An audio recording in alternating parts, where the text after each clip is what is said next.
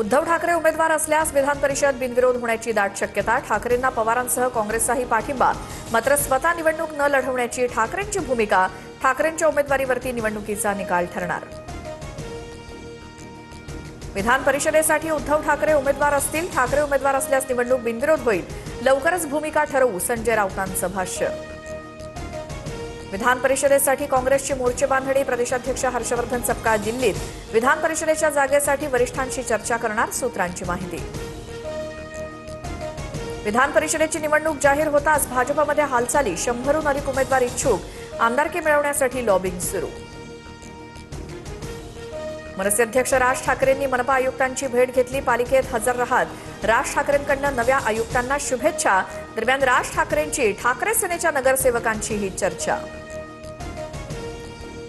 महिला आरक्षण कायदा लागू। रात्री उशिरा अधिसूचना जारी। अमित शहा लोकसभेत उत्तर देणार। आज 4 वाजता 3 विधेयकांवरती मतदान। बंधू अशोक खरातच्या अटकेला 1 महिना पूर्ण। नाशिक सत्र न्यायालयात उद्या खरातला हजर केलं जाणार। एसआयटीकडनं चौकशीचा ससेमिरा कडक। टीसीएस प्रकरणातील फरार आरोपी निदा खानचा अटकपूर्व जामिनासाठी अर्ज। निदा खान गरोदर असल्याची माहिती। नाशिक जिल्हा सत्र न्यायालयात अर्ज सादर। उद्या सुनावणी होण्याची शक्यता। अमरावती परतवाडा प्रकरणातील आरोपींच्या वादानं गुन्ह्याचा उलगडा। मुली पटवण्याच्या विकृत स्पर्धेवरून नराधमांमध्ये वाद। आरोपी अयान आणि उझेरमध्ये वादानंतर व्हिडिओ व्हायरल आणि रॅकेटचा पर्दाफाश। अमरावती परतवाडा लैंगिक शोषण प्रकरणात कठोरा नाक्यावरील आरोपीनं वापरलेला फ्लॅट सील। फ्लॅट मालकाची पोलिसांकडून चौकशी होणार। आतापर्यंत 8 आरोपींना अटक।